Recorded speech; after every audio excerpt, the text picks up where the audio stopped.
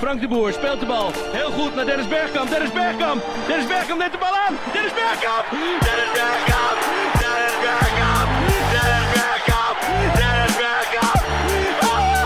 Exagerarlo para Fabinho. Se le escapa la pelota y va Modric. Va. Señoras y señores, va Modric. Va. Habilita a Vinicius. Va Vinicius. Vino para Benzema.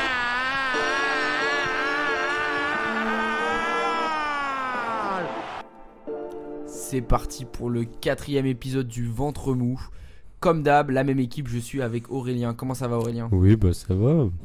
Aujourd'hui, on va parler d'actu, on va parler de foot international avec notamment la CAN et l'autre CAN, la Coupe d'Asie des Nations, moins connue et moins suivie, mais peut-être assez intéressante sur certains points. On va parler également de Mercato et puis on réfléchira un peu à une projection sur l'année à venir. Ça te convient comme programme, Aurélien ? Très bien, très bien. De toute façon, t'avais pas le choix. Voilà. Et ben écoutez, c'est parti. Gomes looking for the overlap. Alba inside. It's Messi! C'est parti pour cette première rubrique et l'actualité en ce moment, c'est la CAN qui a commencé il y a quelques jours en Côte d'Ivoire. On a déjà vu des matchs très sympas, des matchs catastrophiques, mais en tout cas, c'est toujours un plaisir de suivre cette compétition, surtout en hiver. Ça fait un peu ambiance Coupe du Monde, non ? Qu'est-ce que t'en penses ? Ouais, c'est trop bien la CAN. Surtout, les phases de poule sont drôles parce qu'on voit vraiment. On parle souvent des équipes surprises et tout, mais pour la CAN, il y a des vraies équipes surprises qu'on verra genre jamais dans un autre contexte. Mais après, sinon, Mauritanie. Par exemple, le Bénin. Mais sinon, à partir des phases finales, moi je trouve ça vraiment cool parce qu'il commence à avoir un football super intéressant et aussi hyper différent de ce qu'on voit dans le foot européen, dans la manière de jouer. Ouais, je suis bien d'accord. Et puis, on a déjà vu quelques surprises. Alors, on va faire un peu un retour sur les groupes, un peu groupe par groupe. Bon, faut dire que déjà, comme on a une CAN qui, comme l'Euro, est à 24, il y a tous les deuxièmes qui passent, plus 4 des 6 meilleurs troisièmes.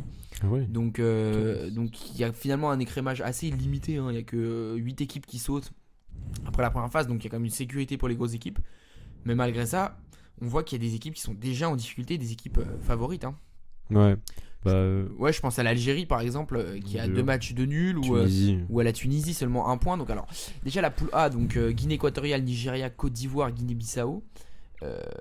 La Guinée, mais la Guinée est sûre de passer parce qu'il y a 4 Guinées. Voilà, faut venir de la bonne Guinée quoi. Voilà, les forces à ceux de Papouasie en tout cas. On pense à vous en ces temps difficiles.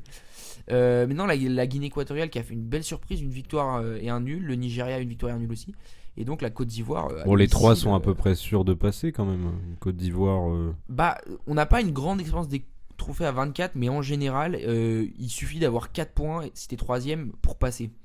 Ça arrive même qu'il y en ait qui passent à 3 points. 2 points c'est mort et 3 points c'est toujours limite. Donc moi j'estime qu'il faut 4 points pour passer. Donc la Côte d'Ivoire il leur faudra un nul au dernier match face à la Guinée-Bissau ou à la Guinée équatoriale, je vais te dire ça tout de suite. Le dernier match c'est face à la Guinée équatoriale. Match dur donc. Bon, ils sont derniers la Guinée équatoriale. Non, c'est ça. Oui, non, attends. Faut aller chercher le la premier. Guinée équatoriale qui est premier. Faut aller chercher le premier. Ouais, donc voilà, l'exemple même du problème des trop nombreuses Guinées. Mais bon, dans ces poules, faut passer quoi. Après, l'avantage de finir premier, c'est que tu joues sûrement un 3ème ou un moins bon 2ème. Et de fait, les 3ème peuvent être vraiment des équipes faibles. Dans le cas là quoi. Ouais, c'est vraiment qui tout double parce que tu peux avoir aussi des équipes très fortes dans le cas de la Côte d'Ivoire ou du Nigeria. On verra parce que la Côte d'Ivoire peut aussi. Oui, si les deux gagnent, c'est passer... la Guinée qui finit. Voilà. Qui finit dernière. Alors la poule B, on a vraiment une des équipes surprises après 2 matchs.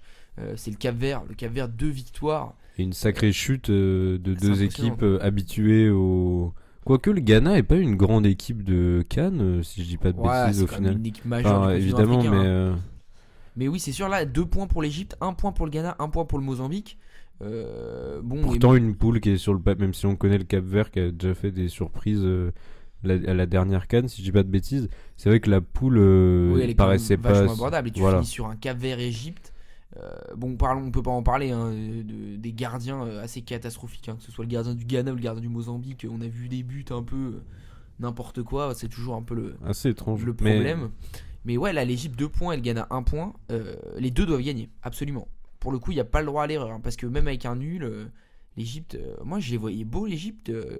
Il faut se lancer. Après, le Portugal, rappelons-le, a gagné l'Euro 2016 en faisant 3 nuls en poule. Bien sûr. Mais en tout cas, c'est limite pour ces 2 équipes. Donc là encore, pas facile pour les favoris. Le favori, pour moi, je pense que tu seras d'accord avec moi, il y a 2 favoris qui se dégagent vraiment des 2 premiers matchs qu'on a vus. Enfin, même si, pour rien vous cacher, le match du Maroc est en cours. C'est Sénégal et Maroc. Hein. Sûrement 2 victoires. pour ces Oui, équipes. clairement. Le Sénégal, ça a été clean les 2 fois, ils n'ont pas pris de but. Ouais. Aussi, ils ont pris un but. Qui sont pile là où on les attendait, quoi. Ouais, pour eux ont répondu présent, et du coup, dans la poule du Sénégal, c'est chaud en revanche pour le Cameroun. Parce que le Cameroun, ils ont qu'un point. Et il leur reste un match à jouer contre la Gambie, si je dis pas de Après, bêtises. c'était une poule qu'on savait dangereuse, parce que même si le Cameroun partait en favori avec le Sénégal, la Guinée, c'est Ouais, une équipe c'est qui est une quand belle même équipe, hein. performante. Ouais, Et pour moi, c'était la poule de la mort. Franchement. attendu complètement, ouais, avec une Gambie, En comme dessous. toujours, loin en dessous, mais 3 équipes assez dures. Donc au Ouais, final, et c'est le puis- et puis, Cameroun on va qui en se fait les répéter frais. encore, hein. Le Cameroun, ils ont qu'un point, ils sont obligés de gagner le dernier match. Voilà. Et puis toutes les équipes qui sont des grosses équipes sur le papier, qui sont obligées de gagner, il y en a forcément dans le lot qui vont pas gagner. Donc, Ouais, on peut avoir des surprises et Je des ne sais grosses pas. nations qui sortent. Hein. La 4e poule, dont les matchs étaient hier, Angola, Burkina Faso, Algérie, Mauritanie. Là encore, l'Algérie est pratiquement obligée de gagner. là on parle d'une surprise. le dernier match. Là, pour Pas le coup, pour le ouais. Burkina Faso. Moi, j'aurais vu Burkina Faso, Algérie s'en sortir tranquillement.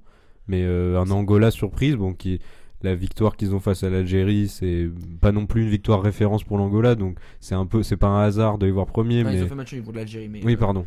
mais oui, ils ont Mais gagné contre la Mauritanie. c'est pas une équipe avec une grande maîtrise non plus et qui est sûre de finir. Bah, en là, finale, mais- avec 4 points, l'Angola il passe quoi, normalement. Mais, Burkina aussi. Disons que je les vois pas passer un tour après et que c'est un peu ils récoltent les frais d'un hasard, etc. Mais c'est vrai que l'Algérie, par contre, Bah, normalement, ils jouent la Mauritanie, ça doit gagner, mais avec la pression, avec le contexte c'est tout algérien, on dans sait tous jamais, les cas, c'est tout sauf rassurant qu'ils passent ou non, quoi. hein. Ouais, ça c'est sûr. Le groupe E, le Mali me plaît bien. Hein. Moi, le Mali, souvent, j'aime bien regarder cette équipe. Pour moi, ça c'est la vraie poule de la mort en fait. Je dis ça tout à l'heure, mais Mali, Tunisie et Afrique du Sud, c'est 3 équipes qui passent normalement sur le papier. La Namibie en dessous, et pourtant c'est la Namibie qui fait la bonne. Alors ils n'ont pas encore joué Namibie, Afrique du Sud à l'heure où on parle. On peut imaginer une victoire de l'Afrique du Sud, ce qui relancerait un peu le groupe. Mais alors la Tunisie là, waouh, là c'est chaud. Hein. C'est chaud parce que il te reste à jouer. Donc t'as fait match nul contre le Mali et derrière tu perds tu perds contre le Mali. Attends, je sais plus. Qu'est-ce qu'ils avaient fait? Ils avaient. Je vais te redire Après, ça. c'est vrai tout de que moi, je trouve suite. que Ils ont fait match nul contre le Mali Ah hier, c'est ça. Et le premier match, ils avaient perdu contre la Namibie. moi, après, je sais pas, la Tunisie, j'avoue que ça a jamais été pour moi une équipe. Enfin, en tout cas, avant que la CAN démarre, je les voyais pas aller très loin non plus. Hein, Non, ils ont un peu un creux générationnel, mais complètement. vis-à-vis de la Namibie, normalement. Oui. Mais là, tu perds contre Bah, la je Namibie, sais derrière, pas. t'as pas le droit. Ça veut dire que tu joues le dernier match de l'Afrique du Sud qui devra aussi gagner son dernier match. Moi, je suis très très inquiet pour la Tunisie. Hein. C'est limite si je vois pas l'Afrique du Sud plus forte. Hein. Peut-être. Bah non, mais après, voilà, la Tunisie, nous aussi, c'est une équipe qu'on connaît plus, etc. Donc on est plus attaché, Oui, on est peut-être on la plus- pas mal de joueurs de Ligue 1. on la surcote peut-être hein, aussi. Et puis le dernier groupe, le Maroc qui a gagné le premier match, qui devrait normalement, alors on se parle Imen, remporter le deuxième. Là, ça Un passe groupe bien. très abordable. Là, très abordable, mais comme d'habitude, hein, le Congo, ils ont un bel effectif, mais ils font n'importe quoi. Ouais. On commence un peu à en avoir l'habitude. Ils avaient fait Ah, le c'est match ça nul qui est contre la fou. Zambie. Hein. Bon, après, comme il en reste à jouer la Tanzanie, ça peut passer aussi. Mais là, si je fais un petit recap et je pars du principe qu'avec 4 points, t'es qualifié. Donc, sont qualifiés, si avec 4 points ça suffit, d'ores et déjà la Guinée équatoriale, ça fait 1, Nigeria 2, Cap-Vert 3, Sénégal 4, Guinée 5, Angola 6, Burkina 7, Mali 8 et Maroc 9. Donc ça veut dire qu'on a déjà 9 places qui sont prises. Donc sur les 7 places qui restent à prendre, il y a encore beaucoup de candidats. On a dit 7 places, tu as encore le Congo, 1, la Tunisie, l'Afrique du Sud, je cite ceux qui sont en théorie forts, l'Algérie, le Cameroun, le Ghana, l'Égypte et la Côte d'Ivoire. Ça fait déjà là les 8 équipes que j'ai citées. Il y en aura forcément une sur les 8 qui va pas passer. Et pourtant c'est 8 équipes qu'on a imaginé avant le... Et moi, il y a des équipes que je veux voir passer surtout, plus Et que sachant d'autres. que oui, donc là on a dit il y a 7 places pour 8 équipes, sachant qu'il va sûrement y avoir quelques surprises, donc si ça se trouve sur les 8, il y en a 5 qui vont passer. Donc... Moi, ça deux ou m'attriste trois, pour certaines. Je veux absolument voir passer la Côte d'Ivoire, déjà parce que c'est chez eux et parce que c'est une équipe que je trouve de grande qualité. Donc il y a des équipes où ça m'attristerait vraiment de pas les voir après, parce que je sais qu'ils pourraient faire quelque chose en phase finale. même si ils passent troisième. Parce qu'on mais- va avoir évidemment des troisièmes qui vont passer, vu de ce qui se passe là. Complètement. face à des premiers, On voit en tout cas que, d'ailleurs. donc, que c'est compliqué et que c'est serré dès Ouais, c'est intéressant, les n'empêche. phases de poule. Bon, voilà pour la CAN. On refera un bilan au moment qu'on aura le tableau complet des 8e, quart, demi-finale. Il y a également, on peut dire un petit mot, je plaisantais sur ça en début de programme, mais la Coupe d'Asie aussi, qui a lieu en même temps. Alors là, pour le coup, on peut pas dire que La Coupe d'Asie, pour moi, c'est quelque chose, si on y tient, c'est intéressant à suivre à partir des phases de finale, peut-être même à partir des quarts ou demi-finales. Avant, c'est quand même un tri d'équipes Ouais, qui sont bah, très compliquées à regarder quand on a l'habitude de voir du foot de On qualité. en parlait, oui, forcément, tu as quelques belles équipes, enfin des équipes qu'on a l'habitude de voir sur la scène internationale. Donc il y a le Qatar, l'Australie, l'Iran, la Corée du Le Sud Japon, et le Japon et l'Arabie Saoudite. Ça fait 6. peut-être, oui. C'est 6 là qu'on avait identifié. Mais sinon, là, pour le coup, c'est assez déséquilibré parce que tu regardes la présence du Tadjikistan, du Liban, C'est des équipes avec des de grands. l'Inde, de la Syrie, Hong Kong, Palestine, Émirats Arabes Unis, Vietnam, Indonésie, Irak, Malaisie, Bahreïn, Jordanie. Enfin, tout ça, si vous me dites que vous avez déjà vu des matchs de ces équipes-là, En fait, soit vous êtes un tryharder de ouf, soit vous êtes un parieur extrême addict, ou alors soit c'est vous êtes votre un mytho. pays, quoi. Mais non, mais c'est des équipes, malheureusement, il y a de tels. Oman et Kyrgyzstan. Il y a aussi. de tels trous dans les effectifs, que ce soit dans les postes de gardien ou de défense, qui rendent parfois les matchs impossibles à regarder, honnêtement, quoi. Ouais, bah après, ils sont gratos sur YouTube en live. Bah, j'espère, oui. Si Non, mais ça c'est vrai. intéresse du monde. C'est vrai que il y a des matchs dans la Coupe d'Asie qui sont compliqués à regarder, honnêtement, puisqu'il y a des telles lacunes que ça rend un match professionnel dur à regarder, quoi. Après, on a quand même eu des belles surprises. Sûrement, vous en avez entendu parler. L'Irak qui a battu le Japon avec un doublé de Ayman Hussein.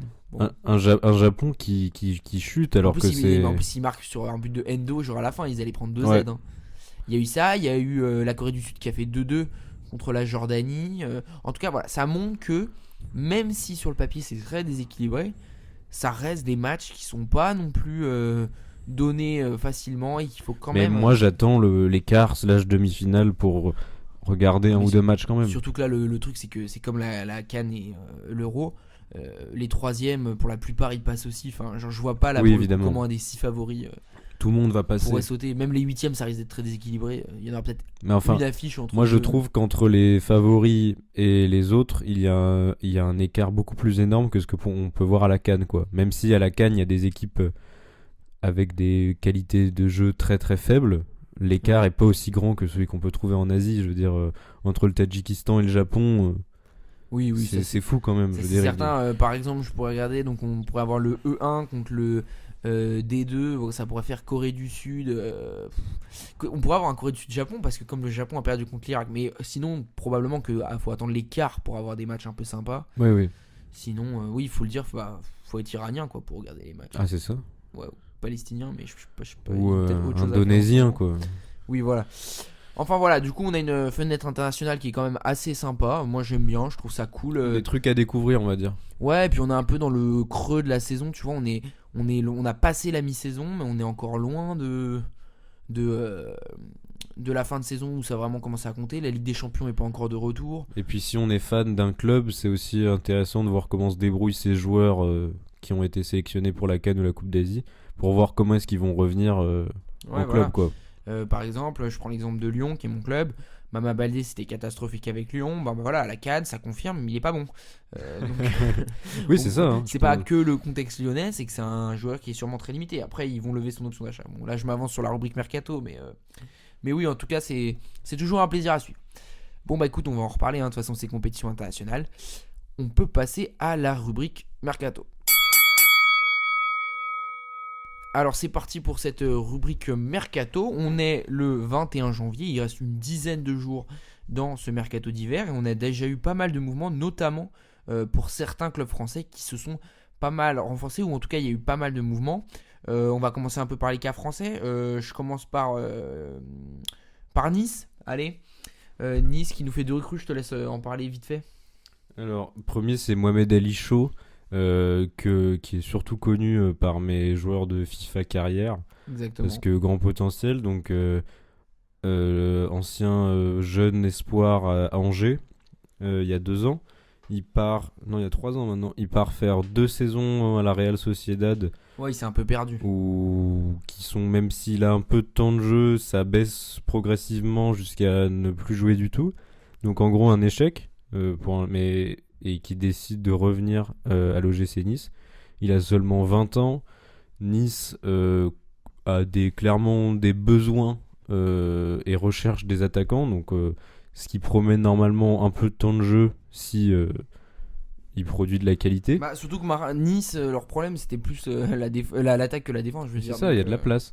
Même si, Nice va sûrement se retrouver avec des problèmes en défense aussi, avec Dante qui vieillit à chaque match. Mais non, mais donc. Non mais bientôt Dante, faudrait le relancer, le mettre dans un club avec Vittorino Hilton, qu'on Voilà. rappelle de la retraite, pour nous faire. Puis pourquoi pas mettre Boateng aussi derrière. Quelle horreur. Non mais Mohamed Ali Chaud, donc un joueur qui retourne en Ligue 1 où il avait commencé à briller. C'est pas non plus un joueur qui avait explosé la Ligue 1, mais où il avait commencé à montrer des très bons trucs, un peu stoppé dans sa lancée à la Real Sociedad, mais encore une fois seulement 20 ans. Il a peut-être eu 20 ans avant-hier, un truc comme ça. Ouais, il est quand même Donc, relativement jeune. Hein. super jeune, un championnat qu'il connaît plutôt bien, une équipe qui malgré tout se débrouille plutôt très bien et qui a des besoins d'attaque, donc qui devrait lui faire confiance. Ouais, et puis il y a eu aussi Et, Valentin et Rosier. Ouais. Valentin Rosier, alors ça c'est un joueur que je connais beaucoup moins, mais il vient du championnat turc. Ouais, il avait joué en. Beşiktaş, oui. Il pardon. avait joué en Ligue 1, il me semble, à un moment donné. Peut-être, je suis pas sûr de cette info. Dijon. Mais... Voilà, à Dijon, c'est ça. Je me souvenais plus du club. Je Ouais, pensais à joueur Reims, qui a, mais c'est joueur les qui a couleurs, beaucoup mais- joué. Alors pourquoi pas comme joueur? Pourquoi pas? Bah, après, c'est du complément, je pense, parce que t'as Youssef Attal qui est tout le temps blessé, quoi. Finalement, blessé ou suspendu. Alors c'est ça. Mais d'ailleurs je crois que même que l'idée initiale était de faire une sorte d'échange entre les deux. Ah, je sais Donc, pas, mais tu sais que c'est une parce- dinguerie, la perte de valeur de Ouais. Attal. Il avait la cote à un moment, mais Ouais, là, mais c'est dur. Après, c'est un joueur qui est pas fiable. Moi, j'avoue que, hormis les histoires avec la justice, bon, qui sont des bêtises un peu, mais en termes de jeu, tout simplement, il est blessé, ce qui fait que quand il revient, il est plus forcément au top. Donc, c'est dommage, mais c'est comme ça. Pourquoi pas avec Valentin Rosier? Je sais qu'on parlait aussi en réaction à ça de faire partir le Tomba, parce que Valentin Rosier ouais, ça, je apporterait sais une pas, je sais concurrence. pas. Mais voilà, pourquoi pas, ouais, c'est pas mal. Moi, je suis plutôt Ça- sur Mohamed Ali Chaud parce que je trouve qu'il y a de la place pour un joueur comme ça, Ça dans va peut-être l'effectif. encore bouger, Nice, on verra. Pourquoi pas, ouais. L'autre club français qui s'est beaucoup animé, parce qu'il y en a trois, Nice c'est peut-être le moins des trois, c'est Marseille. Alors Marseille, c'est comme Ouais. toujours, c'est le bordel. Ça part, ça vient dans tous les sens. Si vous voulez mon avis, ce sera l'avis d'un avis plus développé, mais c'est un peu le problème, il n'y a aucune stabilité. On a le départ de Renan Lodi pour plus de 20 millions en Arabie Saoudite. L'Arabie Saoudite qui sera l'objet d'un autre débat vu les infos qu'on a eues aujourd'hui, oui. d'une enveloppe de 2,3 milliards déjà débloquée pour cibler De Bruyne et Salah notamment. Bon, bref, c'est pas le sujet. Et les arrivées de donc Ulysse Garcia en provenance des Young Boys de Berne, de Jean Onana du Beşiktaş et de Mumbagna qui était arrivé de Bodo Glimt. Je sais pas si ça a été officialisé. Et aussi de, ça on l'a oublié, mais Luis Enrique qui revient de près de Botafogo, mais on peut pas parler de recrue là pour le coup. Donc ouais, forcément encore beaucoup de mouvements. De ce qui se dit de ces deux joueurs, c'est pas, ou de ces trois joueurs si on prend en compte Mumbagna, c'est pas incroyable. Hein. C'est pas avec Je ça sais que pas, tu vas aller- ça fait très achats compulsifs, Ouais. des achats qui font En du fait, chiffre tu veux que je te dise visuellement. ce que ça me fait penser. Ça me fait penser à la mode un peu de recruter des mecs genre à Bodo Glimt ou tout ça, mais en fait tu prends pas les bons là, tu prends juste des mecs random. Bah, je sais pas, moi ça fait vraiment coup marketing pour montrer qu'on achète des gens et qu'on est actif. Ouais, mais pour au final quelque chose qui rend plutôt pour moi du cafouillis qu'autre chose, quoi. Ouais, ça c'est sûr. Et donc ouais, pour Marseille, il y a aussi des rumeurs de départ pour Gueye ou Unai. Puis on avait parlé de latéral gauche, hein, Truffert, Tavares, etc. Mais pour l'instant encore rien de concret à ce niveau-là. Donc Marseille, et puis le dernier club qui a beaucoup bougé, c'est Lyon. Ce qu'on attendait le plus, sûrement. C'était attendu. Bon, pour une fois, Textor, il a fait ce qu'il avait dit. Hein. Il a mis les sous et il a envoyé. Recrutement costaud, hein. 2 joueurs de la Gantoise, Malik Fofana pour une quinzaine de millions et Gift Orban pour une quinzaine de millions aussi. Ça, plus des recrues brésiliennes, Adrielson en défense centrale et Luca Perry pour à moyen terme prendre la place d'Anthony Lopez, qui a quand même plus de 35 ans maintenant. Et aussi, on parlait de Benrahma. Alors, Benrahma, il a été annoncé aussi à Marseille, plutôt à Marseille. Et sinon, il force pour amener Danjuma, qui joue à Everton, qui appartient à Villarreal. Mais c'est un peu compliqué. Danjuma, il serait chaud pour venir, apparemment, convaincu par Memphis Depay. Et également, il y avait le dossier Matic, mais pas de décision encore là-dessus. Donc, il y a une offre qui a été transmise de 11 millions pour un milieu défensif de Fenerbahçe. En tout cas, à Lyon, ça a déjà beaucoup bougé et ça va continuer aussi dans le sens des départs. Il y a Kadewere qui est parti. Ah ouais, bon. Ils veulent résilier le prêt de Morera là, pour faire de la place dans l'effectif. Et puis éventuellement en défense centrale, Diomandé qui était annoncé sur le départ. Ouais, il y a franchement. Gifinho aussi qui est parti au Brésil. Il y a de quoi être optimiste sur tout ça. Ils sont en train de faire ce qu'on attendait du mercato d'hiver.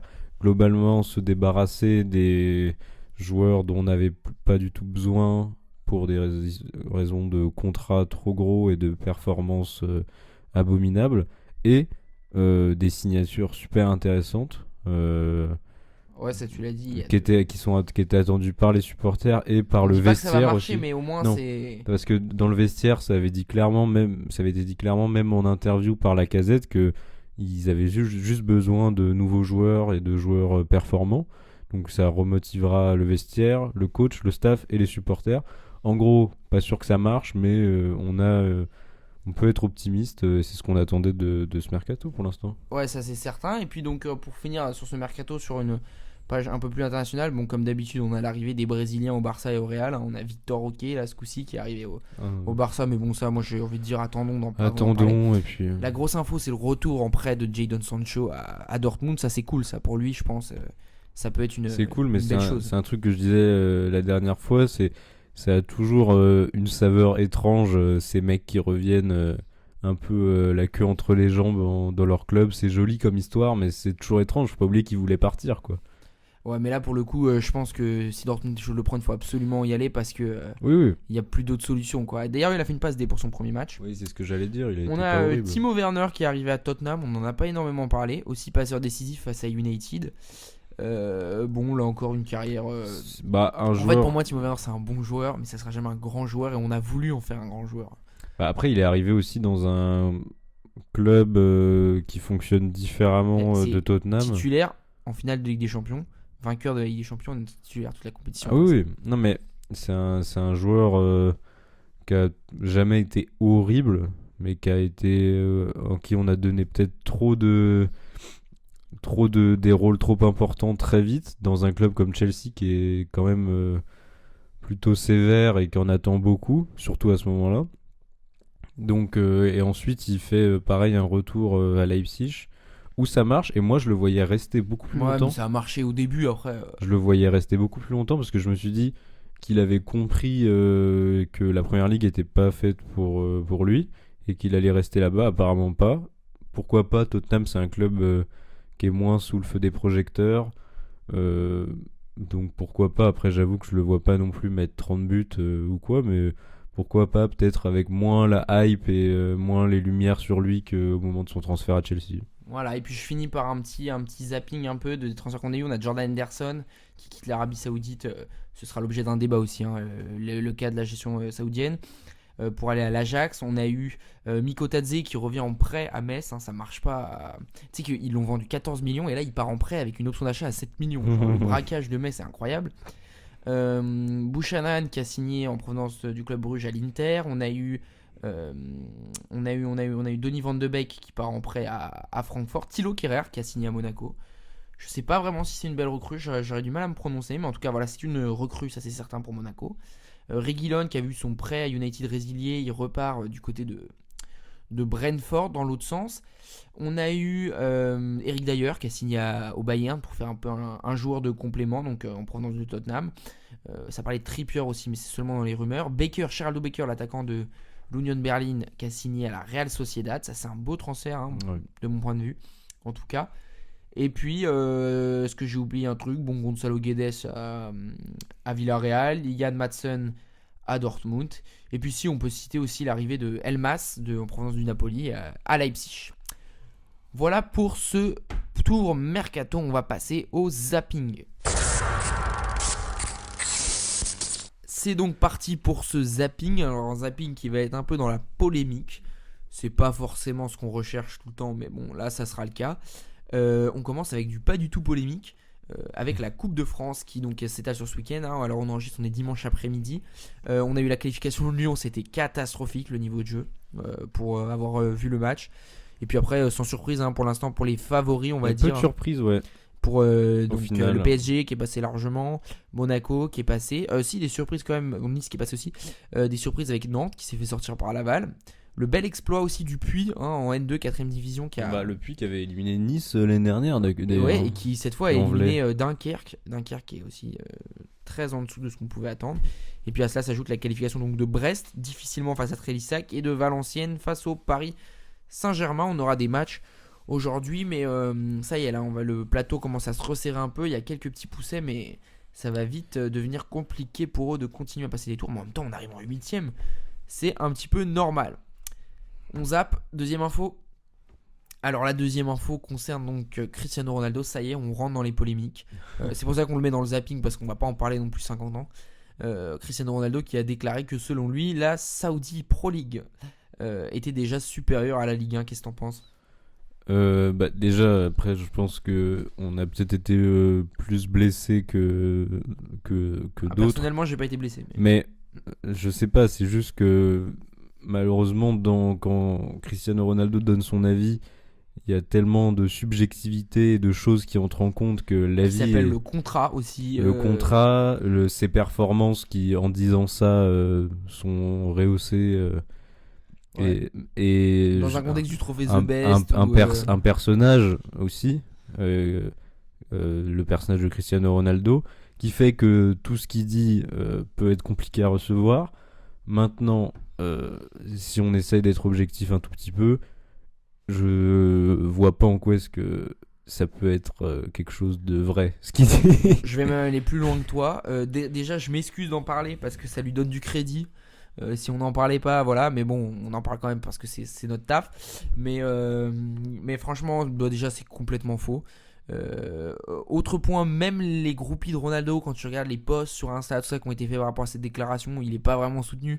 Donc je pense pas que ce soit juste nous Français qui, avec notre amour propre, disons ah oui, c'est parce qu'il est en Arabie Saoudite, tout ça. Donc, déjà, c'est complètement faux. Quand tu vois le niveau des matchs là-bas, franchement, la hype de ah oui, avec tous ces joueurs, moi je vais regarder, je connais personne qui regarde le championnat saoudien, honnêtement. Et puis il y a une petite dose de somme quand même, ça n'enlève rien au joueur qu'il est et qu'il a été. Mais il y a une petite dose de somme vis-à-vis de Messi quand il dit ça. Donc franchement, Cristiano, t'es gentil. Après, si ça se trouve, il le pense même pas. S'il le pense pas, moi franchement, je lui pardonne. S'il le pense, là, c'est chaud. Moi, je pense qu'il le pense. mais après, c'est sûr, c'est que si tu veux, là où c'est compliqué à justifier, c'est qu'on pourrait parler de tous les grands noms arrivés cet été. Mais comparé à ça, on pourrait aussi parler de tous les grands noms qui n'ont pas joué un match ou qui ont été exclus ou qui sont partis après un match. Donc, le championnat saoudien déjà n'a pas évolué depuis que Ronaldo est arrivé, c'est le même, et c'est absolument fou de dire ça, sachant que la moitié des effectifs saoudiens sont composés de joueurs avec des carrières inexistantes. Dans les clubs qui ont des recrues, parce qu'il y a aussi des voilà, il n'y a pas de recrues, c'est et ça. où là c'est 100% de l'effectif qui est sans carrière. Mais oui, franchement, et ça nous permet d'enchaîner sur la troisième info du zapping. Benzema qui est revenu donc avec 17 jours de retard à l'entraînement. C'est drôle, c'est que ça illustre exactement ce qu'on vient de dire. C'est que comment est-ce qu'on peut considérer que la Ligue saoudienne est un plus grand championnat que la Ligue 1 quand on voit le sérieux des joueurs qui la composent. Je veux dire, on voit bien que les gens, d'ailleurs il y avait un joueur, je sais plus qui c'est qui l'avait dit, les gens viennent en Arabie Saoudite exclusivement pour l'argent, pas pour se faire une carrière et pas pour un niveau de jeu intéressant. Alors ensuite, attention, moi j'ai une petite précision à apporter. Quand on critique la Ligue saoudienne comme ça, on ne critique pas le public saoudien qui pour le coup est un vrai public connaisseur de football. Et c'est ça qui est fou. C'est d'ailleurs pour ça que ça se passe très mal, parce que les joueurs sont allés là-bas en se disant allez tranquille, c'est comme les mecs quand ils partaient en Chine, on va pas nous mettre de pression, tout ça. C'est complètement faux, il y a une grosse pression populaire, les mecs sont à fond, et ça c'est honorable, on critique pas le football saoudien dans son ensemble, dans ses valeurs, mais plutôt la politique qui est menée et le succès qui pour l'instant n'est pas le cas. Après attention, dans les années à venir, s'il continue à ramener des joueurs, le vent peut tourner, on juge ce qu'on voit tel quel, on juge pas le projet dans sa globalité, parce qu'on n'est pas des visionnaires, on peut pas dire si d'ailleurs si je pouvais au moins donner quelque chose à Ronaldo, c'est au moins de faire honneur à son contrat et Oui, lui, aux pour le attentes. coup, il performe. Après, c'est aussi parce que voilà, c'est un personnage sans que ce soit vraiment négatif, mais qui est arrogant, etc. Et qui donc a tellement envie de gagner qu'il veut performer, mais au moins, on va dire que lui, on peut pas l'accuser de décevoir les supporters. Mais tu vois, t'as quand même quelques casseroles. Le coup de on s'est trompé de Jota, ça c'était quand même assez ridicule. Ah, c'est fou. Et là, par exemple, je vous donne cette info. Vous qui nous écoutez et nous qui faisons ce podcast, Aurélien, à mon avis, tu l'as même pas l'info. Qui est au courant que ces derniers jours, Seko Fofana a été transféré? Alors, voilà. Seko Fofana a quitté Al Nasser pour aller à Al Shabab. Personne n'est au courant, personne ne le Mais sait oui. parce que maintenant, il se passe des joueurs. En fait, il y avait Ever Banega à Al Shabab qui s'est blessé, donc ils ont plus de milieu de terrain. Star, entre guillemets, plus de milieu de terrain connu. Donc ils transfèrent Seko Fofana pour 6 mois, le temps qu'Ever Banega revienne de blessure. C'est n'importe quoi, et personne n'est au courant. Tout le monde s'en fout finalement. Donc c'est pour dire que oui, ok, il y a du bien dans le projet peut-être. Bon, oui, ça va leur permettre d'avoir la Coupe du Monde 2034, super, par la lutte d'influence, mais là on n'est plus de l'ordre du football. Donc franchement, Cristiano, t'es gentil, mais retourne faire des pompes, quoi.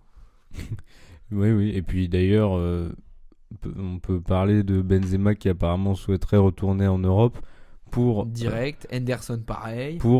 parce que par soif de compétition et ce genre de choses, qui illustrerait un peu plus à quel point l'Arabie Saoudite ne peut pas se développer comme ça en un an en fait. Voilà. Ça va trop vite.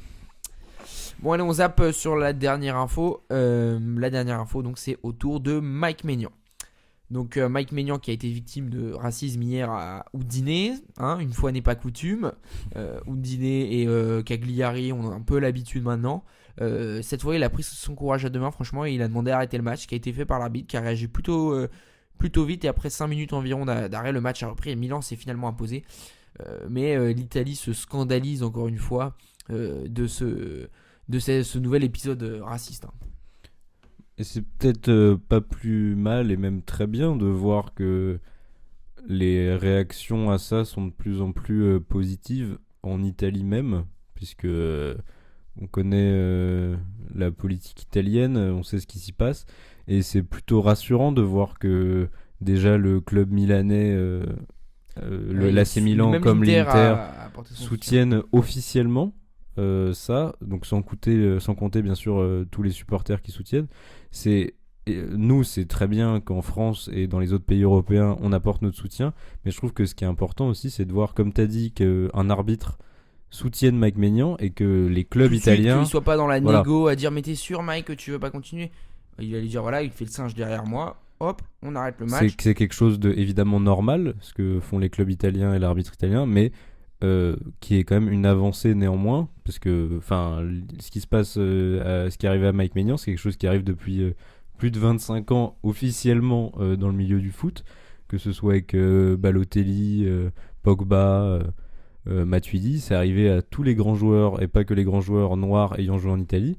Et je trouve ça plutôt cool, mais même si c'est normal, de voir que les infrastructures en charge du foot en Italie commencent à réagir positivement. Ouais. Et puis je voulais juste vous lire une tribune de Arrigo Sacchi, pour ceux qui connaissent, une légende du coaching, un des plus grands sélectionneurs de l'histoire avec l'Italie et coach de l'AC Milan, qui a dit « Comment est-il possible qu'en 2024, dans un stade où l'on va voir un spectacle, on puisse entendre encore des chants racistes? Le problème, à mon avis, est culturel. Je ne suis plus surpris car dans ce pays, l'ignorance triomphe et le racisme a toujours été de pair avec l'ignorance. » Et cette dernière phrase, pour moi en tout cas, résume bien la situation qu'on a dans les stades en Italie et un peu plus globalement en Italie, en Europe et dans le monde en ce moment, avec une certaine décomplexion, je sais pas si on dit comme ça, enfin en tout cas avec des gens de plus en plus décomplexés à avoir des propos ou des actes comme celui-ci. Franchement, c'est de la pure connerie, c'est débile, mais il y a la connerie des supporters de Bordeaux et de Nice qui se foutent sur la gueule hier au match, et puis là il y a encore un autre stade, parce que là tu te chauffes même plus, t'es tout seul,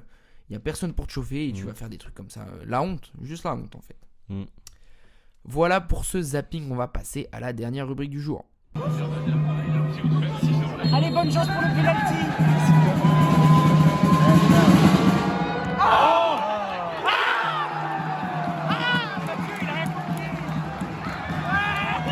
Alors nous avons tous les deux préparé des joueurs, des équipes, des faits, des je ne sais quoi qui vont être selon nous intéressants à suivre d'ici la fin de saison. Est-ce que tu veux que je commence ou que tu commences? Vas-y. Alors moi, je vais vous inviter, lors de cette seconde moitié de saison, à suivre Oscar Bob. Alors Oscar Bob, qui est un milieu attaquant norvégien, qui évolue à Manchester City, qui a marqué le but magnifique, je vous invite à aller le voir si vous ne l'avez pas vu, de la victoire face à Newcastle pour le retour de Kevin De Bruyne la semaine passée. C'est un jeune joueur qui a disputé l'Euro Espoir, hein, c'est vraiment là où j'ai eu la chance de le découvrir, et qui a un grand talent, et qui, pour moi en tout cas, pourrait vraiment s'épanouir dans le style de jeu de Guardiola, en espérant qu'il lui laisse des minutes. Et je pense que ça pourrait devenir un des futurs cadors du football européen et du football mondial. Donc voilà, mon premier joueur à suivre, c'est donc Oscar Bob. Ok, j'enchaîne. Allez, vas-y. Alors moi, comme d'habitude, dès que j'ai l'occasion, je vais parler de l'OGC Nice et de notre attaquant titulaire, Terem Moffi. Alors pourquoi Terem Moffi? Déjà parce que on parle d'un joueur qui fait quand même un très bon début de saison à mon sens, peut-être pas tant que ça d'un point de vue statistique pour un buteur et comparé à la saison dernière, mais qui est dans le jeu très très juste. Et si pour moi je le vois faire une très bonne deuxième moitié de saison, c'est parce que avec l'équipe du Nigeria, donc il a été sélectionné à la CAN, il est pour l'instant pas mal snobé par son coach.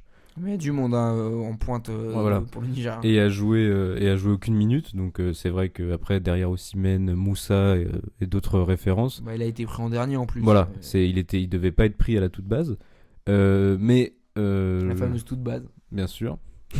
je le vois un peu enragé revenir sur les terrains niçois et tout simplement tout exploser pour cette seconde partie de saison de Ligue 1 de Nice qui sera sûrement plutôt compliquée au vu de ce qu'on a vu avant la trêve et de ce qui se profile. Mais je vois un grand Terem Moffi parce que j'aime Terem Moffi. Très bien. Alors moi, l'équipe que je vais vous demander de suivre, alors là je pense que c'est pas non plus une prise de risque énorme, parce que tout suiveur du foot la suit en ce moment, c'est le Bayer Leverkusen. Le Bayer Leverkusen qui s'est imposé 3-2 hier en fin de match à Leipzig sur un but d'Incapié à la 91e, sachant que le match précédent il l'avait déjà gagné dans les arrêts de jeu. Et au classement, Leverkusen avec un match de plus que le Bayern compte 6 points d'avance sur les Bavarois.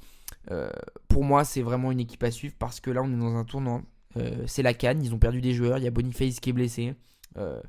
Voilà, donc ils ont des vrais manques, et pourtant si là ils arrivent à continuer à performer comme ça, mais putain, ils peuvent aller au bout et ce serait complètement dingue. Il me semble d'ailleurs qu'ils sont toujours qualifiés en Coupe d'Europe, je voudrais pas dire de bêtises. Tac. Je vais vérifier ça, mais ouais, ils sont toujours qualifiés en Conference League. En Ligue Europa en tout cas. Ils ont encore donc 2 tableaux à jouer, la coupe éventuellement aussi. Franchement, c'est un groupe qui est super intéressant, plein de pépites, plein de talents, un mélange d'expérience et de jeunesse, coaché par un entraîneur qui sera un jour entraîneur du Real, je pense que c'est écrit. Xabi Alonso qui fait un travail de ouf, ouais. Franchement. C'est quelque chose qu'on attendait d'ailleurs. Franchement, ouais, c'est incroyable. On en attendait beaucoup de lui, il est encore au-dessus de ce qu'on pouvait attendre. Et cette équipe, c'est très plaisant à voir jouer, c'est très spectaculaire. Et ça va être pour moi un réel candidat au titre jusqu'à la fin de saison. Large. Et ben en parlant de titre, moi je vais parler du Stade Brestois. Non, hors blague, le Stade Brestois, je crois qu'on en avait parlé, qui était perçu pendant un temps et peut-être encore maintenant comme une équipe qui avait un énorme coup de chaud et qui surperformait. On arrive bientôt au mois de janvier, enfin fin du mois de janvier, début février, et on parle d'une équipe qui est 3e à 1 point du deuxième, du second, l'OGC Nice. Donc une équipe qui peut-être surperforme, mais dans ce cas-là qui surperforme depuis bientôt 5 mois. Moi je considère que c'est une équipe, et c'est ce que j'avais dit, qui marche très bien et qui ne joue pas comme si elle surperformait. C'est une équipe qui fait des matchs plutôt référence, qui est toujours assez juste. Alors il y a eu un match hier en Coupe de France qui a pas spécialement montré ça, parce qu'ils l'ont emporté de manière assez dure, mais de manière générale on a quand même pas tant de matchs gagnés à la toute fin. On a quand même beaucoup de matchs très très maîtrisés. on a des joueurs aussi références, comme Mounier ou Lesmelou, je crois que tu vas en parler, qui sont des joueurs Ouais, j'en parlerai après. références de la Ligue 1. Après, c'est sûr que personne n'attendait ces mecs-là à un tel niveau, mais le fait est que je les vois pas du tout s'écrouler, comme je sais que beaucoup le voyaient à peu près toutes les semaines depuis août. Moi, je les vois continuer sur cette lancée, surtout que leurs concurrents à la 2e, 4e place sont pas non plus super en forme en ce moment. Je les vois même, pourquoi pas, dépasser le GC Nice et finir dans le top 3 sans problème.